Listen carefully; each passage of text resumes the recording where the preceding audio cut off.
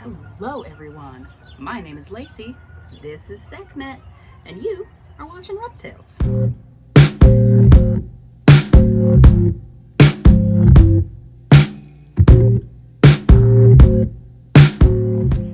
Happy Saturday folks. It is humid out, I have my hair up and everything, and the weather's nice so I can start to actually have my summer balcony ready with curtains and decorations and stuff. How exciting! But today, this is Sekhmet's first time on the balcony, so she's very wiggly and very exploratory, which I think is really fun. But today, I'm going to talk to you not about Sekhmet, but about one of her cousins. And I don't mean John Cena, although John Cena is also a boa. No, today, I would like to tell you a little bit about the Arabian sand boa. So Sekhmet here is a Kenyan sand boa. They are very similar. They're both old world boas. They're both small, they're both fossorial, and like to live in the sand and the dirt. And they hide and ambush their prey. But this Kenyan sand boa here, as it might be imagined, comes from East Africa, Kenya, Somalia, Egypt, those areas. But the Arabian sand boa comes from the Arabian Peninsula. So thinking like Saudi Arabia, Bahrain, Qatar, Iran, the United Arab Emirates, Kuwait, all those places. And they're very similar. They grow to a similar size. So about 15 to 18 inches as adults. They have the same diet, they eat rodents, and any small critter that will cross their path of it, they can gnaw. They have a similar lifespan. They live for 10 to 15 years, so similar lifespan to our Kenyan sand boa. But there is a couple of little differences. Some of the patterning is a little different, a little lighter to go with sand rather than a little more of a well-drained soil. And if you notice, let's see if I can get her. So Sekhmet obviously has a very doopy face. Let me see if we can focus on her face. Maybe. She obviously has her very doopy face, her very protruding eyes, which on a person, I would say she's got thyroid issues, because homegirl's definitely got thyroid eyes.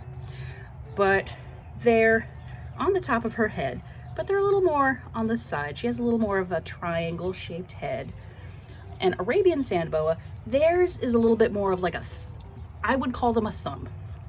They're less pointed at the front or less triangular and more thumb-shaped, with the eyes a lot more on the top of the head, and they look a little doopier, not gonna lie, but they're very neat.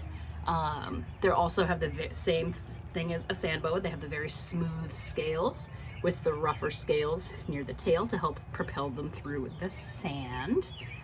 And something that's kind of unique about the Arabian sand boa versus a Kenyan sand boa, or most species of boa, in fact, Arabian sand boas lay eggs. They're ovoviviparous, which is wild, because the thing with boas and laying eggs or giving live birth, most boas give live birth because they are in climates that can get a little cooler, and it is more advantageous for them to internally incubate and give birth to live young.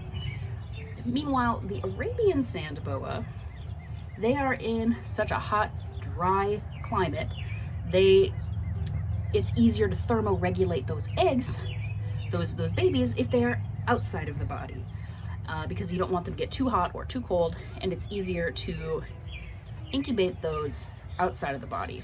So that's a very unique thing to Arabian sand boas from other boas, including sand boas. Now, Arabian boas, they're not super common in captivity. They used to be more common, but in the last several years, there's only been one or two breeders that have really been kind of working with them. They're mostly being produced by this guy, Rufus Darden Reptiles, that's me. Rufus Darden Reptiles. I think like his last clutch was in like 2021 or something like that. but otherwise there's no one really breeding Arabian sand boas in North America. I think that would be cool to change that, but because they are on the decline in captivity as pets, not as many people are breeding them, and I guess they can be a little difficult to breed because their eggs are very, very fragile, very delicate, and it can be hard to get them from, you know, the clutch from where they were laid into an incubator and then have the correct conditions for them to hatch. If they were maternally incubated, it might be a little different, but as of right now, there's one guy doing it, and I think he's trying to outcross and get new bloodlines in so he can continue to breed Arabian sand boas, but that can be a little difficult. So if you would like an Arabian sand boa, keep your eyes out for a captive bred one. Try to follow Rufus and see what's good with that. But I think they would be an amazing pet to have. I would like to have like a little sand boa collection of all the different varieties of sand boa because they're so doopy. They're so great.